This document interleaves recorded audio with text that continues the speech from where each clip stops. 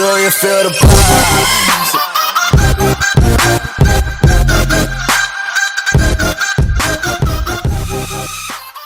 Baiklah, assalamualaikum warahmatullahi wabarakatuh. Di video kali ini kita akan membahas mengenai bagaimana caranya menginstal sistem operasi jaringan yang mana base-nya itu Linux, dan saya di sini menggunakan Debian versi 6. Oke, sebelum saya melanjutkan, saya akan menjelaskan aplikasi apa saja yang saya gunakan untuk mensimulasikan. Di sini saya tidak menginstalkan Debian-nya itu langsung ke harddisk, tetapi saya menggunakan virtual, di mana saya menggunakan aplikasi VirtualBox. Jadi ini adalah aplikasi VirtualBox. Aplikasi VirtualBox ini adalah perangkat lunak virtualisasi yang dapat digunakan untuk mengeksekusi sistem operasi tambahan di dalam sistem operasi utama. Aplikasi VirtualBox ini berfungsi untuk mencoba sistem operasi yang berbeda dengan sistem operasi utama, untuk mencoba sistem operasi yang baru dirilis atau masih dalam tahap uji coba. Jadi kita tidak akan menginstalkan langsung ke harddisk kita, tetapi kita akan mencobanya di dalam virtualisasi saja. Oke, langsung saja kita double klik. Ini adalah tampilan awal dari VirtualBox itu sendiri. Jadi tahap pertama teman-teman harus pilih New. Kemudian teman-teman tentukan penamaan untuk file dari sistem operasi ini apa. Di sini saya menamakan dengan Debian. Oke, di sini mesin folder, jadi kita menyimpan file instalasinya nanti di folder drive C, folder user, kemudian Tormi, kemudian VirtualBox. Oke, di sini tipenya itu Linux. Jika di sini teman-teman install Windows, teman-teman pilih saja Microsoft Windows. Tapi di sini kita menginstal Linux. Untuk versinya itu Linuxnya adalah Debian 64-bit. Oke, pilih Next. Ini adalah memori RAM. Jadi rekomendasi dari VirtualBox ini adalah 1024 MB. Boleh teman-teman tambahkan. Oke, boleh juga teman-teman biarkan di defaultnya itu 1024 MB, tapi kalau teman-teman mau tambah juga tidak apa-apa.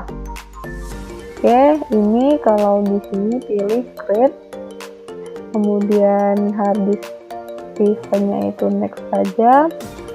Ini biarkan di bagian dynamic allocation kit next. Ini jadi di sini merupakan lokasi dan ukuran harddisk yang kita gunakan. Jadi di sini di simulasi ini kita menggunakan 8 GB, itu default dari si VirtualBox. Jadi kalau teman-teman mau tambah jadi 15 GB boleh, tinggal digeser sebelah kanan.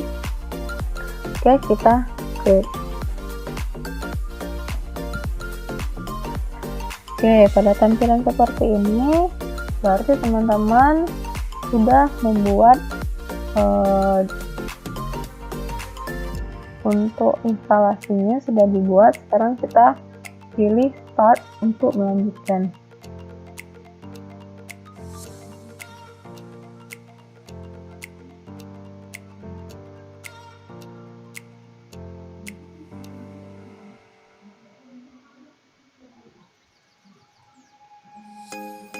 Oke, di sini teman-teman VirtualBox bertanya di mana kita menyimpan file ISO dari si Debian. Kalau di sini teman-teman cari tidak ada, teman-teman pilih tanda folder di samping. pilih di mana teman-teman mencari. Kalau di sini masih tidak ada, teman-teman pilih add. Kemudian cari di mana teman-teman menyimpan file ISO-nya. Jadi syarat kalau teman-teman mau install aplikasi di virtual ini, menginstal sistem operasi dalam bentuk virtual, mau uji coba. Jadi sebelum kita install langsung ke harddisk, kita sebaiknya itu kita uji coba dulu, kita coba belajar instalasinya, supaya nantinya kalau ada kesalahan tidak berpengaruh ke sistem operasi utama. Jadi hanya berpengaruh terhadap si VirtualBox. Itu jadi manfaat dari VirtualBox ini, sangat-sangat membantu. Jadi kalau ada sistem operasi versi trial, kita mau coba, silahkan teman-teman coba di VirtualBox, mencoba kenyamanan. Intinya sama saja, hanya saja kalau kita install di virtual ini tidak ke harddisk langsung, tapi melalui sistem operasi dulu, kemudian setelah program aplikasi baru ke sistem operasi, baru ke harddisk lagi.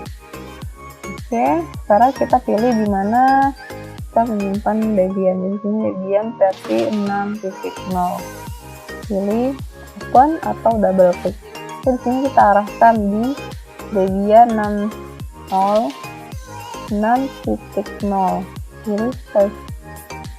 Oke, sekarang posisinya sudah ada. Pilih start. Oke, boleh ditekan.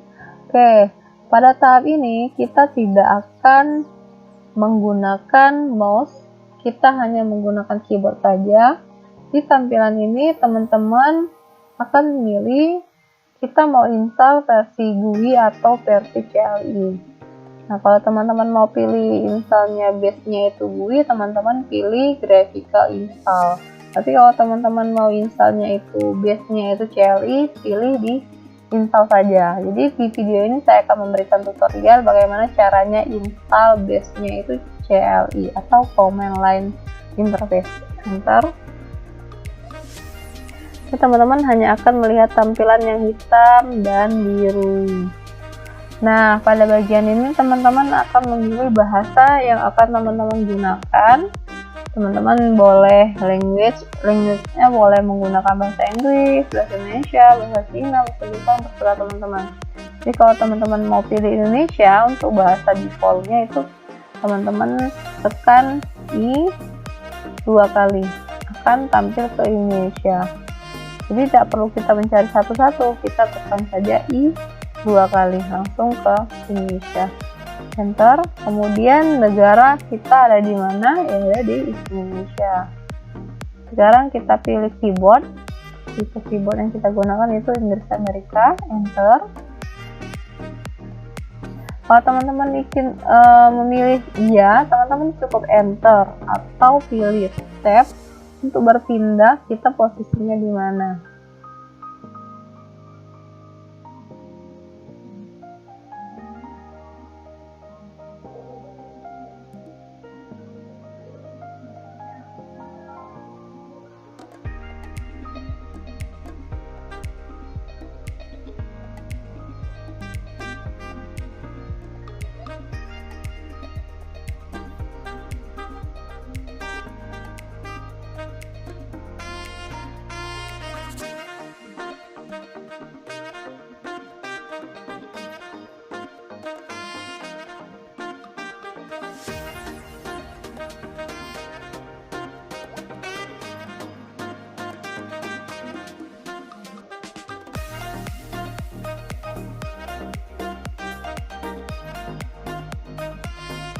Oke, pada tahap ini teman-teman hanya menunggu, kemudian jika ditampilkan tampilan seperti yang ada di tampilan ini, silakan baca perintahnya apa, kita harus masukkan apa, harus sesuai. Jadi di sini silakan masukkan nama host untuk sistem ini. Nama host adalah kata tunggal yang mengidentifikasi sistem Anda pada jaringan. Bila Anda tidak tahu apa nama host Anda, tanyakan pada administrator jaringan. Bila Anda memasang untuk jaringan di rumah, Anda dapat memberi nama sendiri. Oke, kita jaringannya base-nya sendiri saja ya. Jadi biarkan kita rubah jadi misalkan SMKN 1 IA atau jangan SMK. Kita buat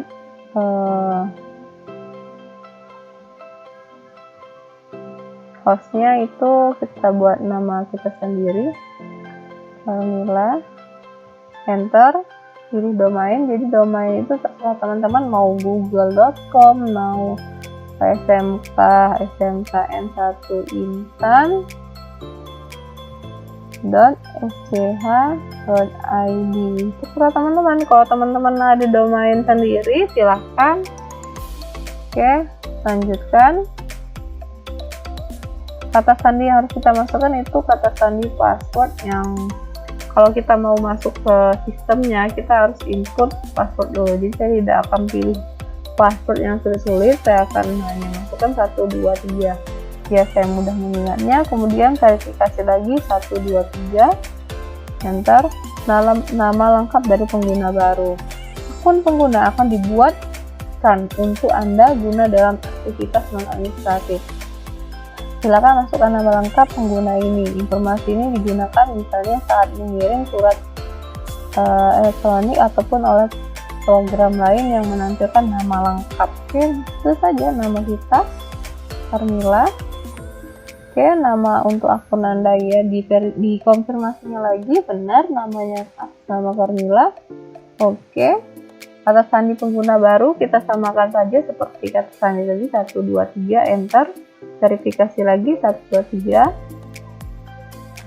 Oke, di sini kita memilih time zone. Jika zona waktu yang dimaksud tidak tersedia, silakan kembali ke tahap pilih bahasa dan pilih negara dengan zona waktu tersebut.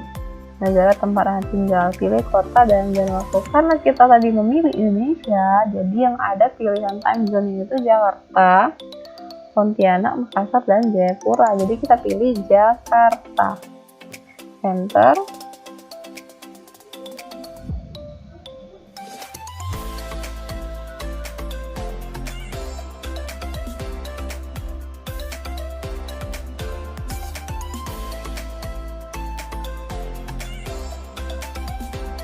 Oke, pada tahap ini kita akan membagi harddisk. Partisi harddisk kita itu mau kita buat manual, otomatis, atau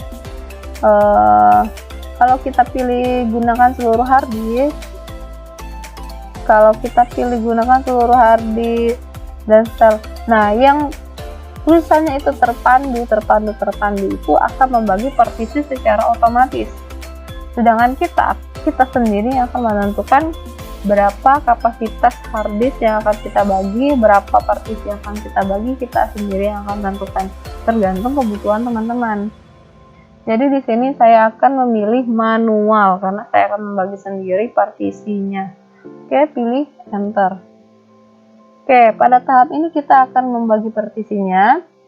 Jadi kalau teman-teman masih bingung, teman-teman perhatikan dengan sangat betul. Perhatikan.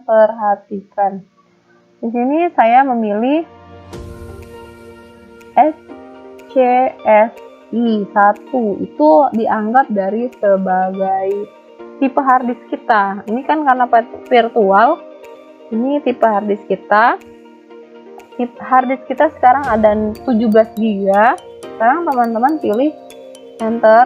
Kemudian si sistem dari Debian ini menanyakan kembali buat tabel partisi baru yang kosong pada harddisk ini, pilih ya.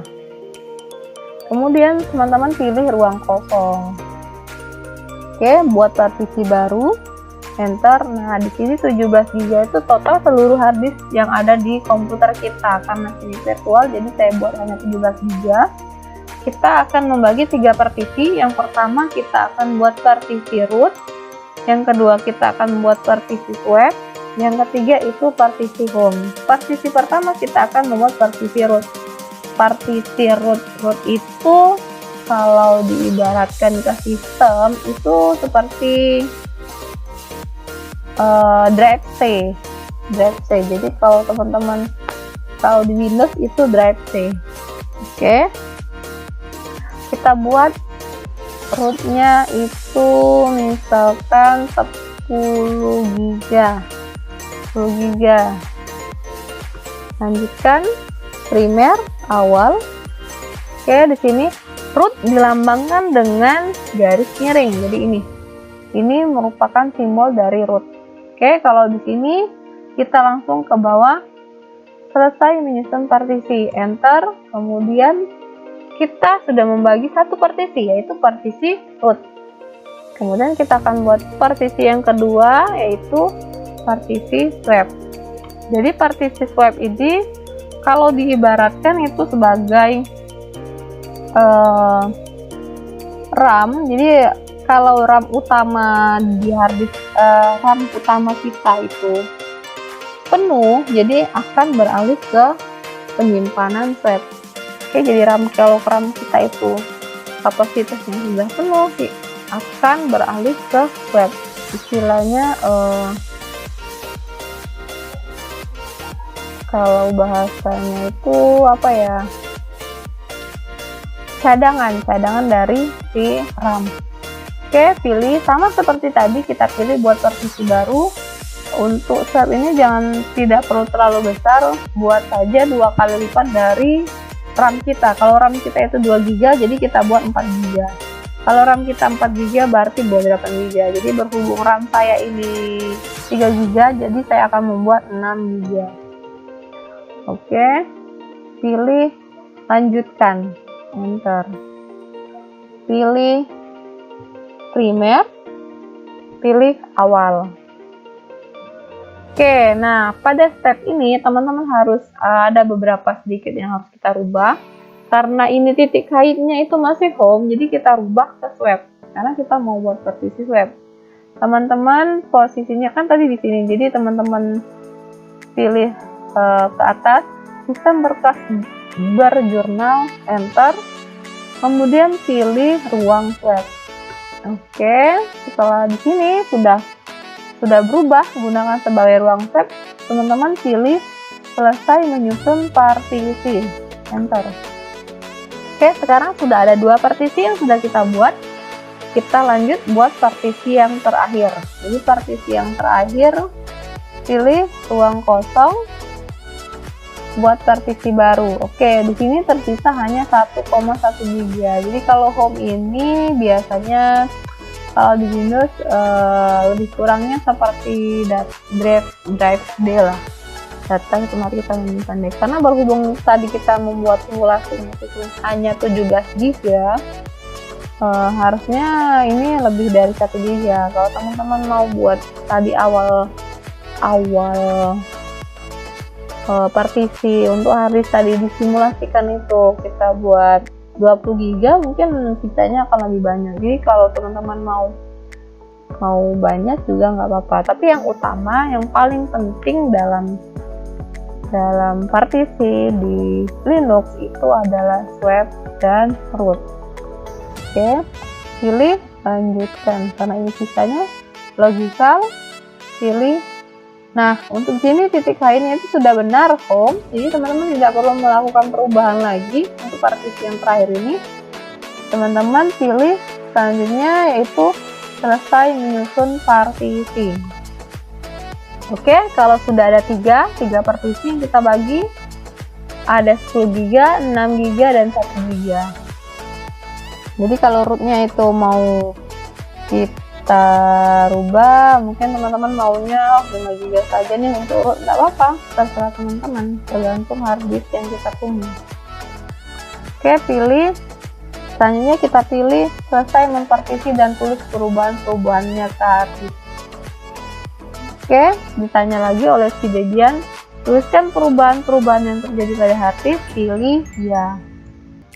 Oke, pada tahap ini kita akan menunggu proses yang cukup lama. Kita akan menunggu dan menunggu. Boleh teman-teman skip saja karena ini cukup lama ya. Oke, teman-teman tunggu saja. Oke, pada tahap ini teman-teman akan ditanya oleh si Debian, Apakah kita akan pindai CD atau DVD lainnya? Pilih tidak.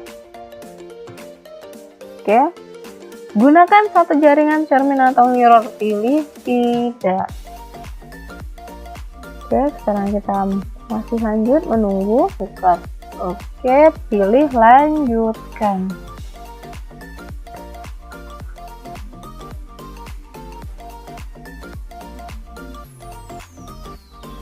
Oke, kita masih lanjut menunggu proses dari instalasi Debian.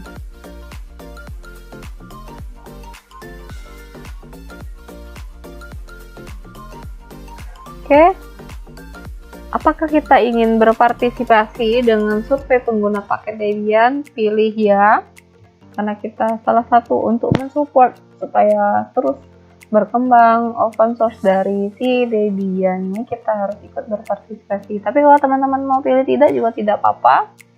Ini saya pilih ya. Oke, untuk pilihan di sini kita akan milih perangkat lunak yang ingin diinstal. Ini biarkan saja. Tapi kalau ini kan sudah terinstal, semakin banyak yang kita beri tanda bintang, memberi tanda bintang ini dengan cara menekan spasi, tombol spasi. Jadi kalau kita tekannya itu kalau kita banyak beri tanda bintangnya, maka prosesnya akan semakin lama. Jadi biarkan saja. Sistem standar laptop, lingkungan desktop grafis, pilih enter. Nanti kita akan installnya secara manual saja, nanti kita update sendiri. Saya akan berikan tutorial selanjutnya di pertemuan minggu depan. Untuk pertemuan kali ini saya hanya akan membahas tentang sistem cara instalasi sistem operasi jaringan Debian.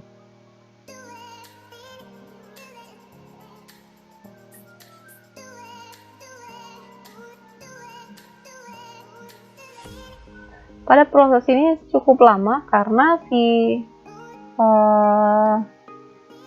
Debian ini mengkopikan file sebanyak 1138, sekarang masih 700. Jadi kalau sudah sampai 1138 file di copy, maka bisa lanjut ke persen selanjutnya. Ini memang stuck lama di 15%, jadi teman-teman jangan takut, jangan ragu.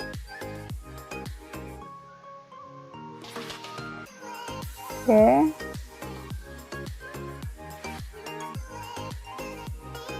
Kecepatan instalasi ini juga berpengaruh terhadap kapasitas ataupun kecepatan dari prosesor kita, prosesor PC kita.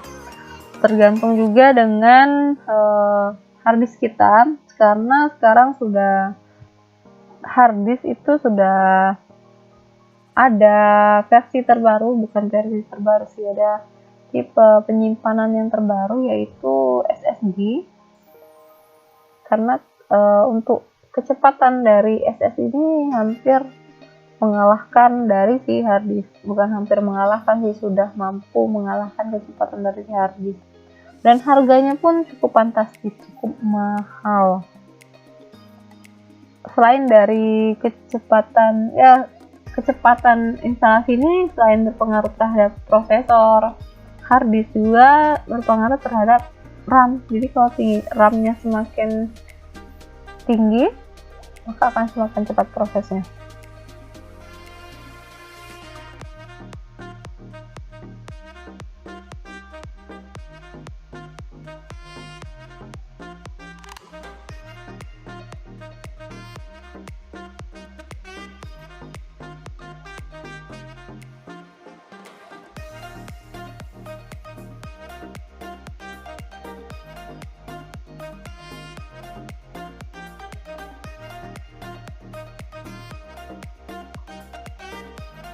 Oke, jika teman-teman tampil di tampilan seperti ini, memasang bootloader group pada master boot record, pilih ya. Karena bootloader itu salah satu faktor penting supaya kita bisa masuk ke sistem operasi Debian. Oke, teman-teman tunggu.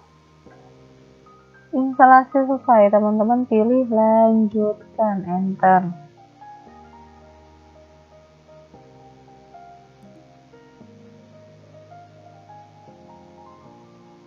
Oke, sembari nunggu saya akan menjelaskan partisi root. Jadi partisi root dilambangkan dengan garis miring, digunakan untuk menginstal sistem Linux, hampir sama dengan sistem Windows yang biasanya ditaruh di drive C.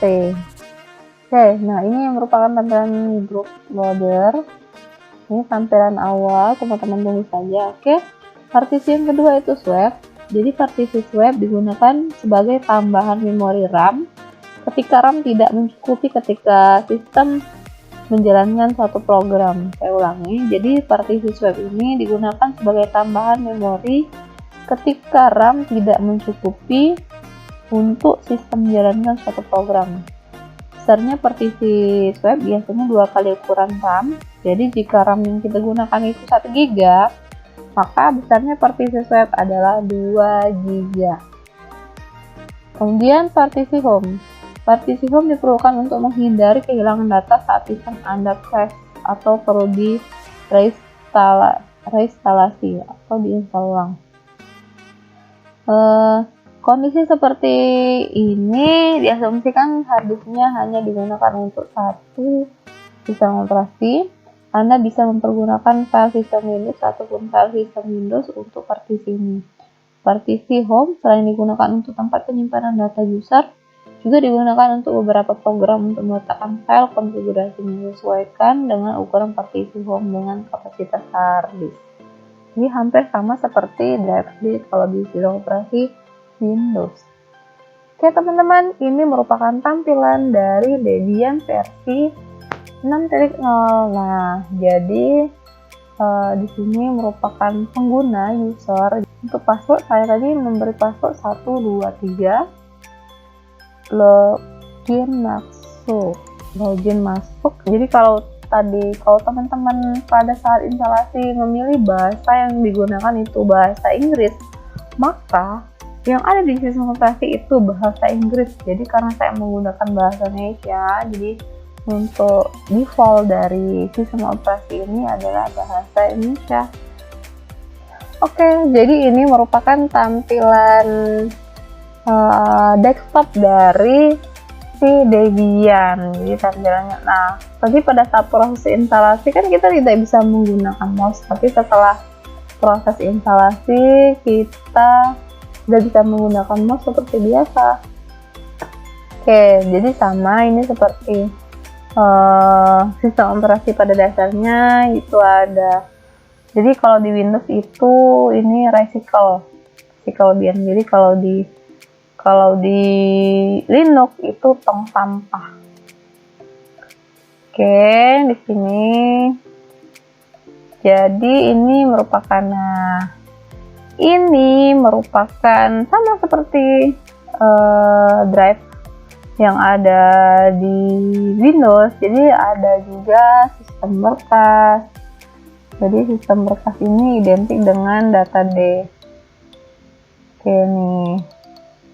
Ini data-data kita. Ini dokumen. Jadi dokumen ini disimpan di root. Namanya di root. Oke, nanti di pertemuan selanjutnya, saya akan memperkenalkan yang namanya terminal. Jadi dalam Windows ini, kita akan menggunakan terminal. Perintah-perintah dasar yang ada di terminal, kemudian saya akan mengajarkan bagaimana caranya kita mengkonfigurasi DNS server, DHCP server, FTP server. Oke, sampai di sini dulu pertemuan kita pada video kali ini. Akhir kata, wassalamualaikum warahmatullahi wabarakatuh.